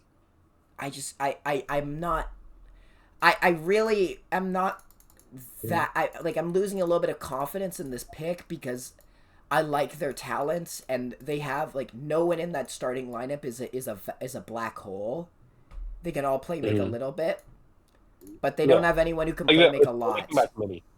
It's It's playmaking. playmaking by committee. It's Like playmaking by committee, and it's got to be very connective. And they don't have the shooting to, I think, really flesh that out because Grady Dick's mhm. minutes are going to be reduced, and they don't really have another Grady Dick is on elite like that type of shooting. like Grady I mean, Dick. Jacoby Walters You okay. cannot start Grady Dick. Jacoby Walter is good. He's not as good of a shooter as you think. He's not that great of a shooter, but he's a decent defender. He cares. He had that game winner. I think There's they like you have can a never take that decent away from him. bench. They Can we have move? decent. I Can we think move on to the top yeah, we can 5 move on, now? please. Yeah, top five. What's your top? Or you have Atlanta there, right? Okay, let's I talk haven't about played this them. top 5 now. Okay, So my mine top goes 5. Atlanta. Yeah, actually, I want to hear Yeah, yours. yeah. Mine goes Atlanta, Detroit, um, Cleveland, New York, and Philly's probably fifth. So you don't think Like Philly's Orlando is fifth. going to be in the top 5? Did I not say Orlando? What did I say? I said Cleveland, Cleveland, Orlando. New York, Atlanta. Oh, no. New York, Orlando. Oh, Detroit. Oh, my bad, my bad. Um, I feel like Detroit's sixth and Philly's fifth. And that's my Okay. thing. I feel like Orlando, it's like one of Detroit or Orlando is going to be below Philly. I want to Like, I feel talk like about Philly's all fifth. these teams. So let's Yeah. start with a team we haven't covered yet, which is the Detroit Pistons. Let's start from the bottom. And Okay. what I sort of want to talk about with Detroit is, well, they're sort of at a weird crossroads with this with this nucleus, because they've proven that they can win Mhm. without Jaden Ivey. They have to reintroduce him to this Yeah. system. I think that's going to be Mhm. okay. I think Jaden Ivey is going to Yeah. be really, really good for them. I do I think think Jaden Ivey starts. they.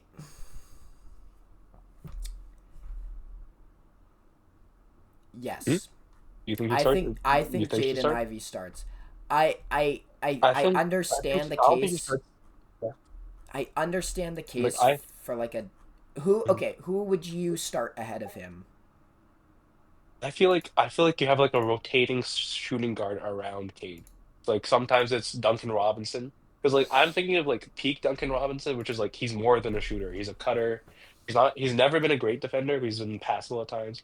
Like but Duncan Robinson, like that year where he got back into Miami's. Remember, like he had the 2020 year. And he goes out of Miami's rotation for 2 years, Yep. and then he came back because he was a cutter and all that shit. If that Duncan Robinson comes back, then like I feel like there are times where you want to start that Duncan Robinson when he's on a heater. Then there are times when you want more ball handling on Cade. That's when you put Jaden Ivey in. Like I feel like it's a rotation of shooting guards around Cade Cunningham. It's not ever going to be one solid guy, but I feel like you're always going to end with Duncan Robinson. Like you're never going to have an ending or like a ending five that goes Cade and Jaden Ivey. You're always going to have Cade or Duncan or Cade or Tim Hardaway if Tim Hardaway's off going off. It's like I feel like Jaden Ivey is going to be he's gonna get his reps because like he's basically the only guy on that team that I trust with the ball other than Cade Cunningham or Asar Thompson at times. It's Yeah. like I don't think he's like locked in as a starter. I feel like he's gonna be rotating as a starter at all times. Okay. Well, Mhm. I very much agree that like they need like a roving shooter around Cade, around Asar Thompson, around Jalen Duren to kind of Yeah, make this work. because they already have like two non-shooters at all times. I just think on the merit of talent, I think you have to Yeah. start the season with Jaden Ivey in that lineup. I think I understand it is a big downgrade in shooting, How but I good of think a player do you between think Jaden Ivey is? I think Like Jaden top Ivey 50? can I think Jaden So Ivey like right now, can be I like no projecting Jaden Ivey. Like right now, how good do you think he is? I don't think you 'Cause, can. like with I don't projection, really think that's a fair question because he didn't play. He or like didn't play a for little half bit. of last year. The Okay, how most much important like part of project their him a little season, he bit. wasn't participating in. I think Jaden Yeah. Ivey is about to have one of those seasons. I think he is going to have a very, very, very good season. I think Jaden Ivey is going to be in all-star conversations. I Okay. think Jaden Ivey is going to really show that between his dynamicism as a potential like secondary playmaker, his Yeah. relentless driving to the rim, and his freak Mhm. athleticism, I Yeah. think his jump shot is further along than people like to give it credit for. He I was like think what, he's a guy who could 40% be a good ish? defensive player. I think out Mm. of all you look, there's a lot of players of this genre in the NBA. Score first Yeah. off guards who aren't elite shooters and aren't elite defenders, but are young and super explosive. I think Jaden Yeah. Ivey, in particular, is going to be like I think he's going to break out of that group this year, and I think him and Cade Hmm. Cunningham are gonna really fuck shit up. And it is Okay. really just a testament to just how solid I think the other four teams in the East are, and also how wishy-washy I am about like Asar Thompson still a little bit. Like Asar Thompson a lot, Really? but just because of the jump shot is to me a much bigger problem than people will give it credit for. I think the jump shot's a real issue with him because he's not as good as I think Amen. the jump shot. Amen makes it work He's because not as he's good as the him. best defensive wing in the NBA. Asar is just And is he's good. more. He Asar does a uses his lot of stuff. physicality more. Amen Yeah. is also more physical. Yes, this is true. Yeah. Asar is way Yeah. behind as a scorer, and I think Jaden Ivey is Mhm. gonna jump him in the queue this year. And I really I mean, I think that feel Jaden Jaden Ivey is Ivey. gonna. I believe in him a lot. I believe in Jaden Ivey a lot, and I really want to start standing on Mhm. business about this because he's a player Yeah. that excites me so much. I think Jaden Ivey is going to command starting minutes, and it Mhm. may be the case that their best lineup, if Jaden Mhm. Ivey can be a good defensive player, is Cade, Ivey, Robinson, and either Mhm. Thompson or Harris at the 4. The other one is your Mhm. sixth man, and then Duran at the 5. I think Yeah. that unit Now, is a fantastic idea in theory mhm. because you get the roving Mhm. shooter, you get the Swiss Yeah. Army knife in Robinson, Yeah. or you get a go-to guy on offense in Harris who's consistent. Mhm. Obviously, Duran is the man in the middle. He's got to work on his defense, but I Mhm. like Duran if he could just become a little bit more like malleable, a little bit more flowy. I want to see Duran develop a mid-range game. I want to see him be able to maintain a little bit of Mhm. position on the perimeter defensively. I think there's a long Mhm. way for him to go, and I think this season is going to really show us what he's made of and what his ceiling is because Mhm. he's already good. But Yeah. can he be good and like impactful defensively? Can he be a get Mhm. out of jail No, I card got on you. offense? No, I understand what you mean. My point with my one fear with Jaden Ivey is like he's in the type of mold of like John Wall. He's not as athletic as Russell Westbrook. Like he's in like the type of speed as John Wall, a little big good guard, De'Aaron Fox, like those types. The one thing he doesn't have is he doesn't have the playmaking. Like he has Cade Cunningham as a playmaker. It's like he averages 4-ish assists, but he has 3 turnovers. Like if he was more of a 6 assist guy, I'd fully get what you mean. In my books, he needs to be a little bit more of a playmaker. Can, I feel like can the I shooting can is coming I along. All that, can I can yeah, I push back on? I want to push back on that because yes, Jaden Ivey high turnover guy. Jaden Ivey is a high yeah. turnover guy because he plays at like a He plays 10 nice. Yeah, at all times. He yeah, does not know how to yeah, turn it down. It's not because yeah. he's not a turnover He's not machine doing super because passes. he's a Yeah, he's not doing super like passes. just a Yeah, bad passer. I think there's a world where that speed and dynamicism makes him a phenomenal passer. I think he could be a great passer. well, he could be a great. I feel like I want the Brooklyn Nets or not the Brooklyn Nets. I want the Pistons to get him a mentor, right? So Okay. I want them to get John Wall, like sign him to a coaching job, right? Because like John Wall would be like one of the best players to mentor Jaden Ivey because he's like they're exactly the same build basically. Like they're both six That's four. that's They're both actually a really great fast. point, and I Yeah, think Wall sort of highlights sort of a flaw in Ivy's game. I think Ivy needs to improve as a yeah, ball handler as well if he's going to really maximize his yeah. other gifts. And If he you improves want as a my ball like handler, keeping then Ivy it's around Cade is really great. Like Ivy is a great fit around Cade because Cade's 6'8" or 6'7". Like he's 6'8", 6'7", right? Around yeah. that height. Like Cade is 6'8" ish. So it's like honestly, I feel like something that isn't mentioned enough about them is the fact that like they have Ron Holland. I'm high on Ron Holland.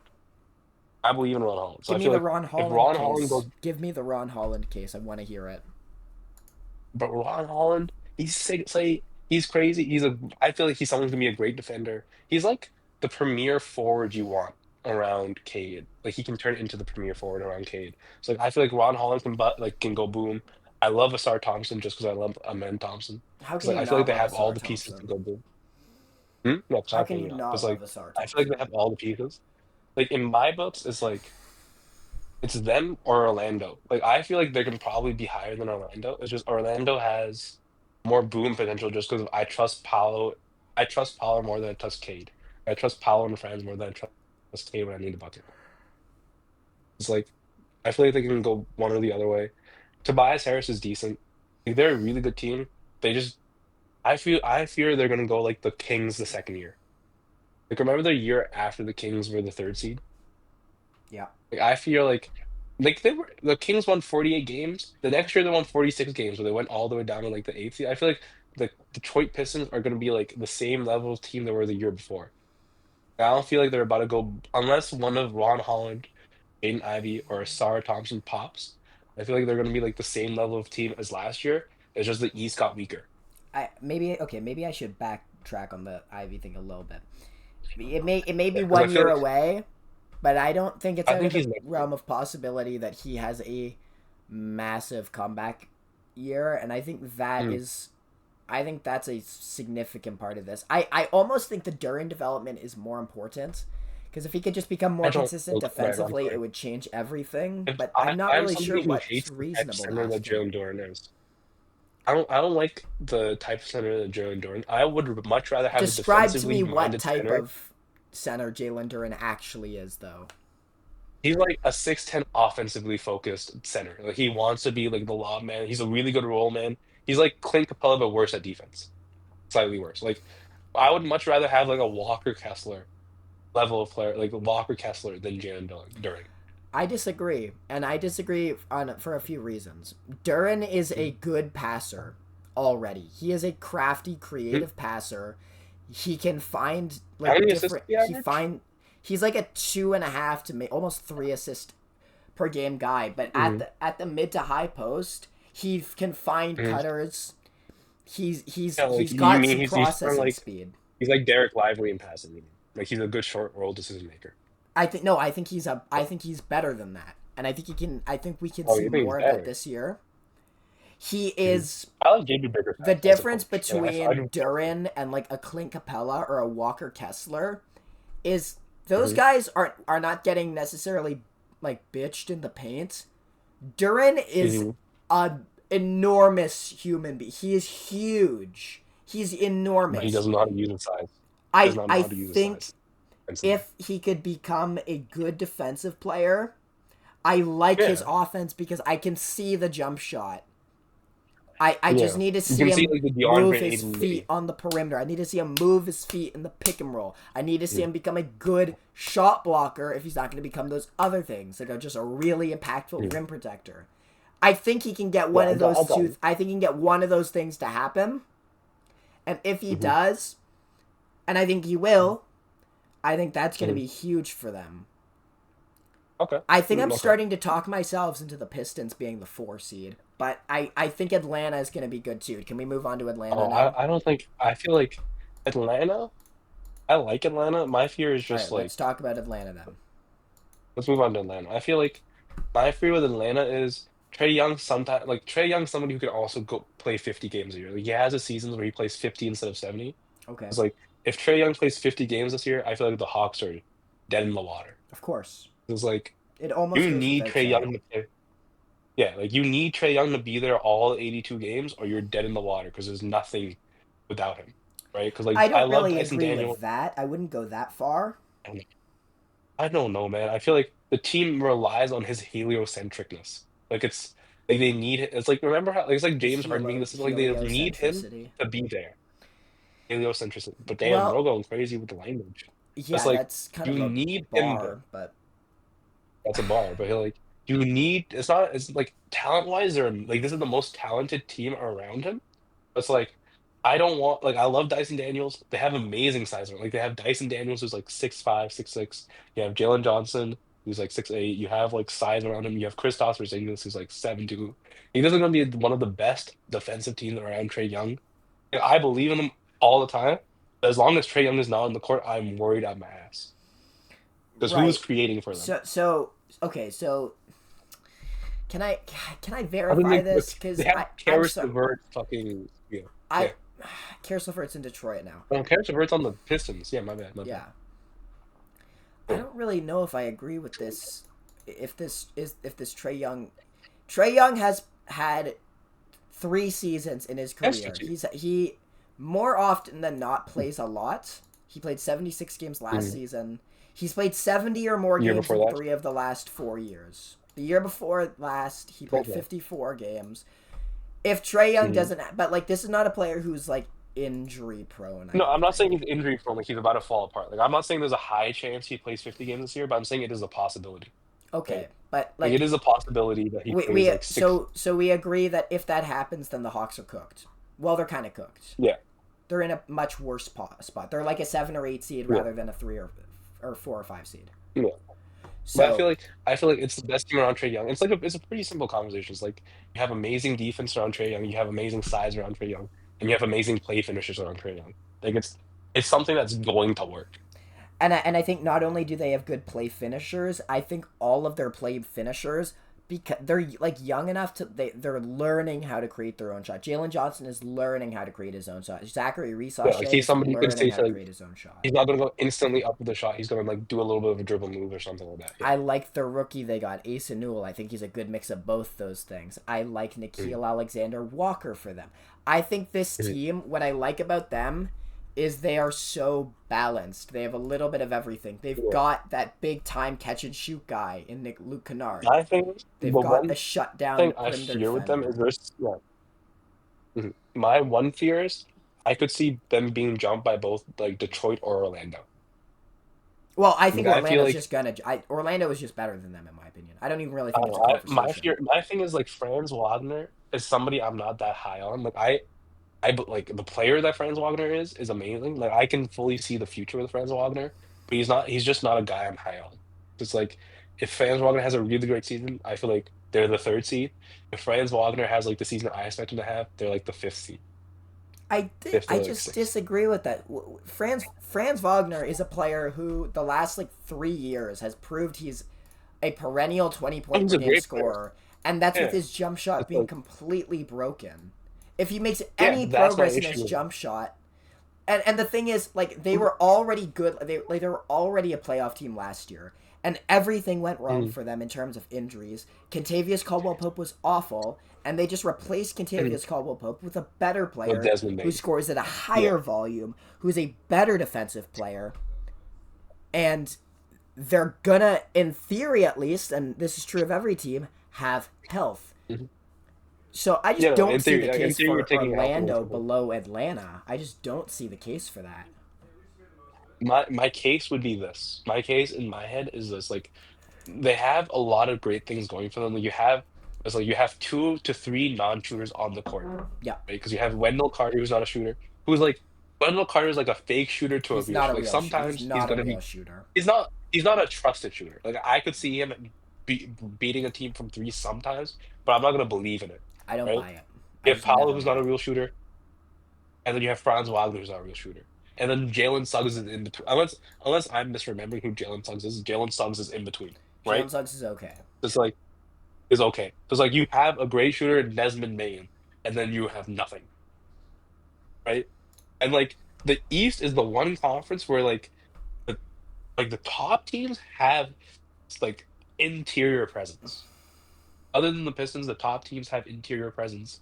From the Bucks to like when we're getting to the top seeds, I feel like it's something we have to talk about. Like being an interior dominant team in the East is not as crazy as being an interior dominant team in the West. Because it's like you have Jarrett Allen and Evan Mobley, like 2 defensive stalwarts in Cleveland. You have Mitchell Robinson and Karl Anthony Towns, and the wings that the Knicks have. You have both Miles Turner and Giannis Antetokounmpo. Hang on. I gotta stop you. Yeah.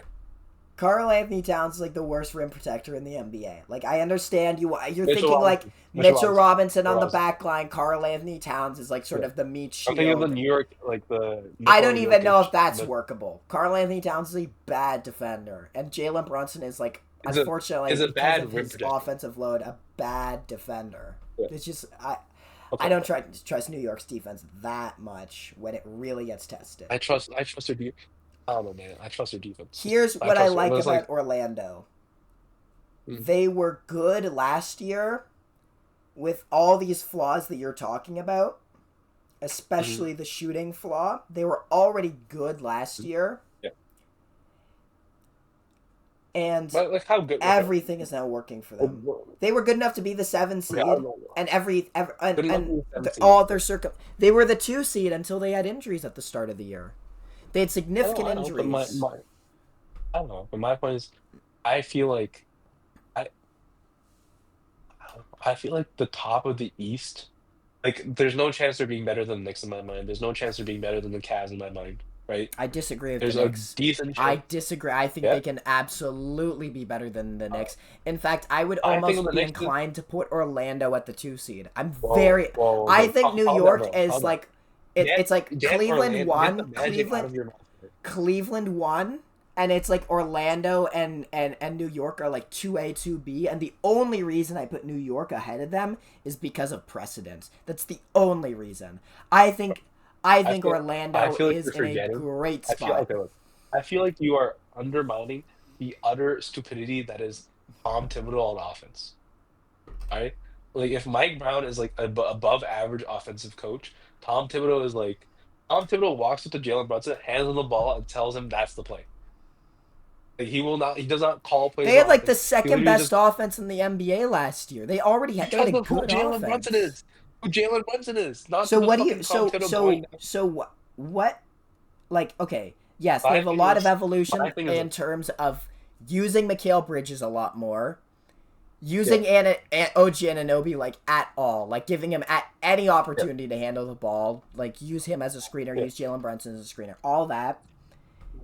yeah. But they were already good on like do you think they could have the best offense in the NBA? I feel like they could have like the best offense. I think they can have maybe the best offense in the East. If Cleveland gets Maybe the figured out a East is little bit, East. I feel you like could talk me into them being like the best offense in the East. they're the best offense in the East, and like I feel like again, I'm thinking about the defensive scheme they used against the Celtics, right?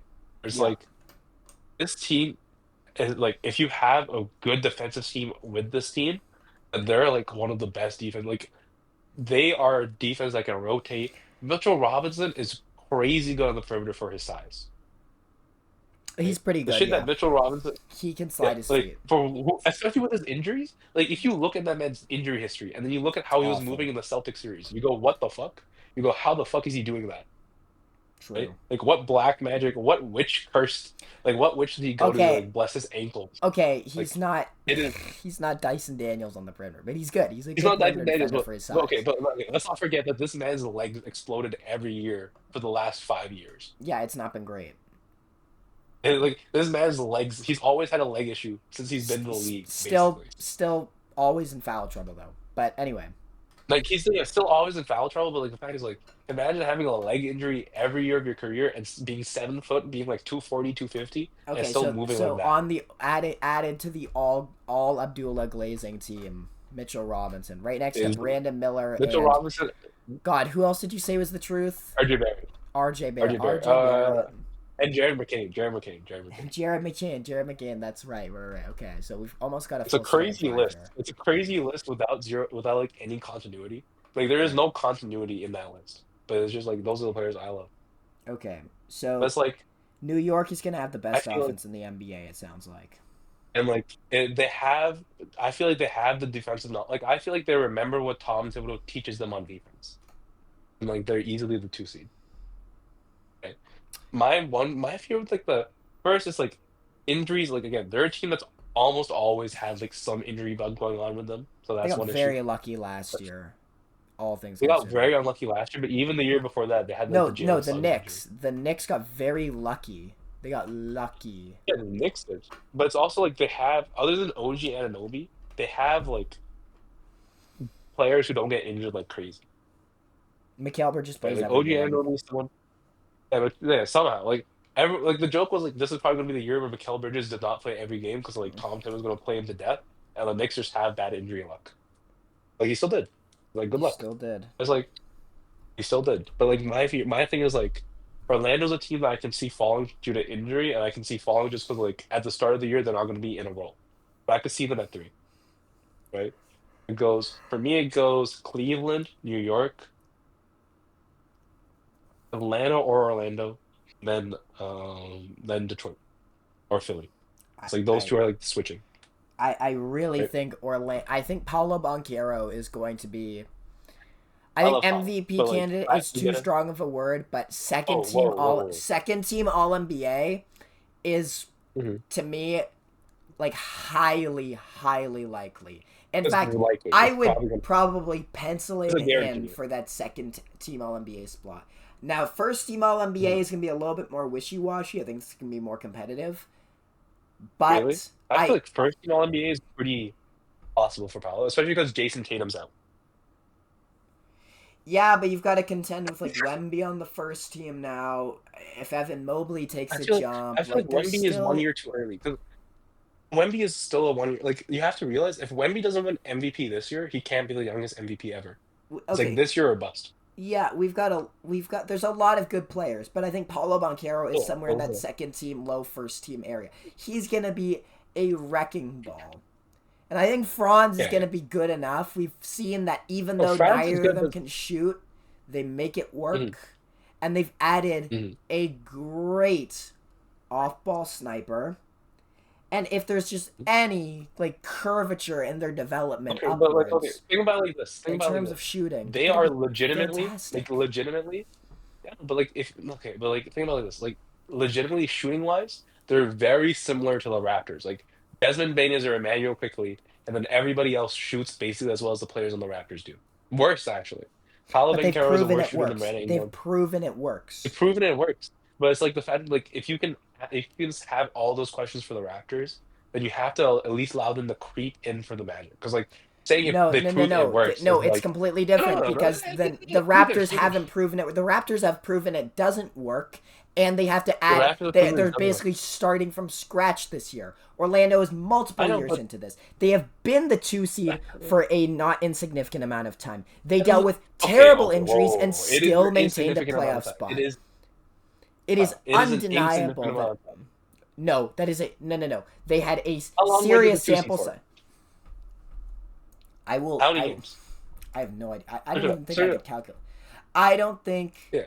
I could Or like, figure that out was it this year easily. or was it last year? Because you can just like look at when they started losing on Last stat, like year basketball reference. until December 8th, they were like a team that would like they were like a win 4, lose 1 sort of team. Genuinely. They Okay. won a streak where they Okay. won like 11 of I know. 12 games Okay, look. in Yeah, yeah, no, I get November. your point, but I'm like, End of I the know, but season, like, same this deal. is the End of the thing. season, same deal. They went on a they improved a lot. I That know. middle section I where they get were your point. hurt. Mhm. No, but I get your point. But I feel like I am thinking about like, remember the Chicago Bulls year where there was this 2 seed for like 2 months, That and like was I had real. that one That injury, was and they real. that was real, but they had that one injury, and they're never that again. Like I feel like a little bit of Orlando was magic last year. Like no pun intended. Like it was a little bit of magic. I don't feel Orlando like they're gonna Magic. be the guaranteed 3 seed. Yeah, it's like I feel like they're guaranteed the 5th seed. I can see them at 3rd seed. I don't feel like it's guaranteed though. No, I I feel like there's a think I I am feel like there's putting a them fit in issue there that pen as the you're third not. seed. I'm putting Yeah. them in pen as the third seed because these fit issues you're Okay. talking I'll give you. about, Okay. Okay. they've Okay. already I proven they promise you don't this. really matter. I will. I promise you this. I feel like you're gonna get halfway through the season. I don't feel like you're gonna get halfway through the season and you're not gonna believe Orlando is gonna be as strong of a 3rd seed as you do it right now. Like, Am I we're gonna saying get they're near the gonna All Star make the break. conference finals? They are a No, team but that could be I'm saying gamed the 3rd seed. around, but they are going to Yeah. be a regular season's win machine. They're gonna be a buzzsaw. They're gonna be a buzzsaw in the regular season. I think they're a team that will I don't strongly think the compete for the buzzsaw. 2 seed, I feel and like that there's can too much withstand internal. injury. Okay. I got. Remember, Jalen Suggs Okay. also hurt last year for like 35 Jalen games. wasn't hurt this year, but it's like I don't know. I will not say all that about the Magic. I feel like there's someone I who's I really pencil believe them in in as them. like the 4th or 5th seed, not the 3rd seed. I feel like I 3rd seed's wanna a little check too high their for them. over under. Their over under is gonna be like 48. Oh, I would hammer the over if it's 40. 50 and a half. I would take the over. What? It's at 50. I What's would their take what's the their over? over. It's 50? I would take the 50 or over. 50 and a half? Well, it's 50 and a half. That's how it works. I would take the over on that. I I would take the over for that, no problem. No, I would not take the over for You that. want No to know what problem. New I would York I would think says? about it. New York's is What is it? 52 and Like a 40? half. Yeah, no, I would take the over on that. Cleveland, for I the would take the record, is over on New York, 56. 60. 66, right? Yeah, okay. 56. I would not take the 56 or 66. 56. And Atlanta I is would take the over 47 on and a Cleveland. half. I take the over on Atlanta. I take the over on New York. I take the over on Cleveland. Well, you And I'm can't take like, the over on everyone. At a certain point, I'm not, someone's because I'm got not to taking the over start. on Orlando. I'm not taking the over on Orlando. That's why. I think you're And out of your then I'll mind. take I the think you're over. actually out of your mind. Oh, okay. Who would you take the over on? Because Cleveland I won 66 hammer or the over on 64 with Orlando. more injuries. I Hmm? think Cleveland, I would take the over only slightly. I think they will probably sniff 60 wins again at least. I think the Cleveland will get to 60 wins. Hmm. I think New York I won think 51 games. 52 wins is I think they maybe get over that slightly. Then like Oh, New York won Philadelphia, 51 games this year. I No, mean New York won fucking 51 A, games man. this year, and that's like Yeah. with 4 games where they got their ass beat by the Celtics. So you take those 4 games out, they're winning You can't 55. take those 4 games. Oh well, okay, I guess you can. You legitimately can. You legitimately You can. legitimately are going to take them out. Indiana's You like legitimately can. 37 and a half. Detroit is 46. Oh god, I don't know. I would take the over on like all of these. Boston 41 and Yeah, a see? half. Like that seems Oh, to but be you pretty can't. You good. can't. You can't. Like, my But point is, Orlando, I would take before all of them. Orlando, I would take before all of them. no, I would not. Yes, I would take. I would take Cleveland before Orlando. I would take New I am York before almost Orlando. ready to put What is Orlando in as Detroit's? 2 seed in pencil. What's Detroit's? What is Detroit's? Like 46 41? and a half. I would take Atlanta's. I'll take New York's. This is my order. I would take Cleveland's, New York's, and then Orlando's. I think what we're Uh, learning is that the top of the East is actually pretty damn good. The bottom is the top really of the bad. East, After like the 6 seed, the it's really top bad. five of the East, the top five of the East is really good, but we're also forgetting the top five of the West is like fucking hell spawn. Like the Okay. top five of the West is like the top five of the West would like 10 years ago would be this the top five is the top five of the NBA basically. Yeah, more or less. I mean, the West is pretty bad, and that's why I guess we're gonna OKC, have to do a Houston, like whole OKC, episode Houston, on and that. Denver are teams I would easily take over Cleveland, or Orlando, or New York. So, okay, so we've kind of touched on New York. We talked about Orlando at nauseum. We haven't talked about Cleveland at all. We haven't So talked like, about let's get through Cleveland. Cleveland. We agree on them. Love the Lonzo addition. I think health is going to really benefit them in continuity. Which is the case for a lot of these East teams, but Cleveland especially. Yeah. I think Mobley, there's another gear for him to get to offensively. I think we can all see that. I don't Mhm. I'm not so sure that will just happen. I think it's either going to progress slowly or it won't happen at all. I I feel don't like this is the buy year that where he's it gonna. just happened. I don't know Bro, if it's just gonna he's finally happen. shooting the three. He's finally shooting the three better. Like he's finally getting respectable from three. He's like what? He's 6'11". He is like Kevin Durant build type. Not like gonna be the same scorer of the ball handler, but like he's 6'11". He's like learning how to ball handle. He's an amazing defender. He's the defensive player of the year, right? And he I shoots 37% from three for the I last just 2 years. And like think like I feel like it's finally gonna like this year's a year where the mid range comes along. And I like think the that the posts are problem is he took such a big jump last year that like doing Mhm. it like I think it's really underrated the jump he took in terms of a playmaker, in terms of a guy that Mhm. just really got aggressive offensively, played with some Mhm. like fuck you in his game. I think Mhm. building on that is going to be tough. I Mhm. think I that's mean, going to be tough. I see how it's tough, but I feel like you have Kenny Atkinson there, and I'm a Kenny Atkinson Glazer. Like, if you have a team of all Glaze for Same. me, the coach is Kenny Atkinson, right? Same. Love He's him. someone who he was there when Andrew Wiggins became an All-Star. He was there when like all the great All-Star stories of like the last 5 years. Kenny Atkinson has been in the background somehow, D'Angelo right? Russell. D'Angelo Russell, Andrew Wiggins, like Kenny Atkinson has always been there. Yeah. It's like Kenny Atkinson is someone I believe in. If there's a player I want to develop, I want Kenny Atkinson in the coaching staff somehow. It's like I could see him taking that step, and if he does take that step, like Cleveland's gonna be a chainsaw. Because like honestly, the true regular season buzzsaw in the NBA is Cleveland. Because It's like not they are unreasonable. the team that's built. It's very reasonable. It's like they're tall, they're strong, they have great ball handling. Like they are built to be regular season buzzsaws, and they have DeAndre Hunter, which is somebody we don't does not talked about enough. 6'8", 3 and D guy. Like they're a regular season buzzsaw. Yeah, That's like for for me, it's sure. very simple. It's like the Cleveland Cavaliers and New York Knicks are very simple teams. Like everyone knows why they're 1 and 2. Right. There's nothing to say. Okay. I guess with the Cavs, a lot of the questions are sort of more are really at the highest echelon now. Does Darius Garland and Donovan Mitchell can they keep making it work in the playoffs when matchup hunting is more prevalent, when the game slows down and it's not as pretty, and they don't get to Mhm. just blitzkrieg you with offense, unless you're the Miami Heat Yeah. and you just kind of let it happen. That's a Yeah. question. Can Mobley get some Mhm. nasty in his game to really supplement the slower pace? Um, Yeah. I think Lonzo's going to be excellent for them. I think Lonzo's a big time addition. I don't think Lonzo's he's great. that much of a downgrade from Ty Jerome. I think losing Ty Jerome is significant. Ty Jerome single handedly He, won he them games he last gives you year. something different that Ty Jerome doesn't. He gives you like more playmaking. He He gives gives you you a six different like look. six.